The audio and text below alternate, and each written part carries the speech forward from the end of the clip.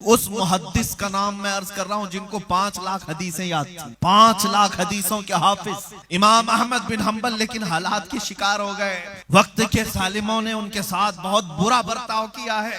امام احمد بن حنبل کو وقت کے خلیفہ نے گرفتار کر کے ننگی پیٹھ پر کوڑے مارے تھے، ایک حق فتویٰ دینے کی وجہ سے، شریعت طاہرہ کا اعلان کرنے کی وجہ سے۔ ہر زمانے میں آزمائشیں ہوتی رہی ہیں، ستیزہ کار رہا ہے ازل سے تا امروز، شرار بولہبی سے چراغ مصطفی بھی ہمیشہ یہ رہا ہے۔ ظالموں نے اپنے قوت کو آزمایا ہے، طاقت کو آزمایا ہے۔ وہ چاہتے ہیں کہ اپنی طاقت کے بل بوتے یہ ہماری زبانیں بند کر دیں، ہماری آوازوں کو روک دیں، لیکن انہیں پتہ نہیں ہے اسلام زندہ ہوتا ہے ہر کربلا کے بعد۔ اسلام زندہ ہوتا ہے ہر کربلا کے بعد، جتنا ہی تم دباؤ گے اتنا ہی یہ ابھرے گا۔ جب امام احمد بن حنبل کو کوڑے مارے گئے تھے، 1 بار نہیں، 2 بار نہیں، 3 بار۔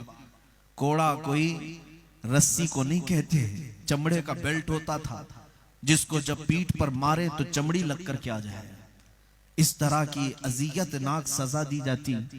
امام احمد بن حنبل کے دونوں ہاتھ زنجیروں میں بندھے تھے، صرف لنگی تھی تہبند اور جسم پر کچھ نہیں تھا، اور ان کے پیٹھ پر جب کوڑے پڑنے لگے بہت دردناک ہوتا ہے یہ منظر۔ میرے عزیزو، کہنا آسان ہے، برداشت کرنا بہت سخت ہے۔ جب ان پر کوڑے پڑ رہے تھے تو ہوا کچھ نہیں، ان کی لنگی کھلنے لگی، تہبند کھلنے لگی۔ اس بات کا انہیں درد ہونے لگا، ان کی آنکھوں سے آنسو آ گئے۔ کوڑے پڑنے کا درد نہیں، تہبند کھلنے کا۔ کیا میں بے ستر ہو جاؤں گا آج؟ اللہ کے رسول صلی اللہ تعالیٰ علیہ وسلم کی احادیث کی خدمت کرنے والا ایک امام اپنی تہبند کھسک رہی تھی تو رو رہا تھا۔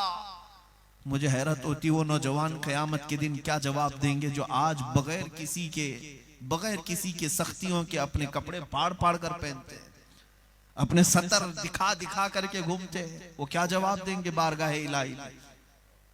تمہیں آج کسی نے سختی کی ہے کہ اس طرح کے کپڑے پہنو کہ تمہاری ران بھی نظر آنے لگے، تمہارا جسم نمائش کا اس قدر جو شوق ظاہر کرتے ہو؟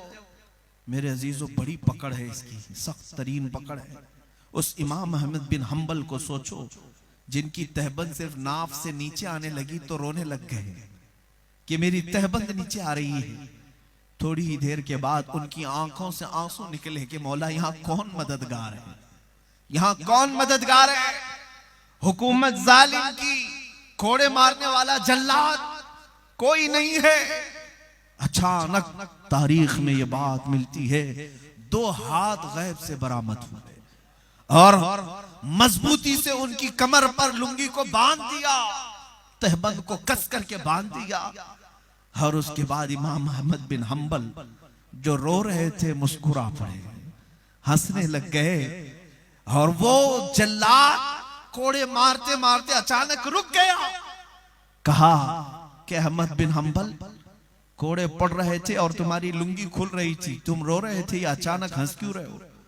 اور تم یہ جو تہبند کھل رہی تھی مضبوط کیسے ہو گئی؟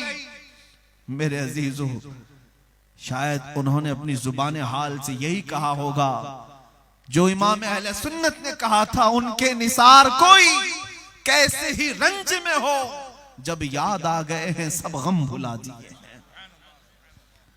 امام احمد بن حنبل نے کہا، اے جلاد تو اپنا کام جاری رکھ، جس کے لیے کوڑے کھا رہا ہوں وہ ذات میرے سامنے ہے، وہ ولی ہیں تمہارے۔ قرآن کہتا ہے انما ولیکم اللہ ورسولہ، بے شک اللہ اور اس کے رسول تمہارے مددگار ہیں۔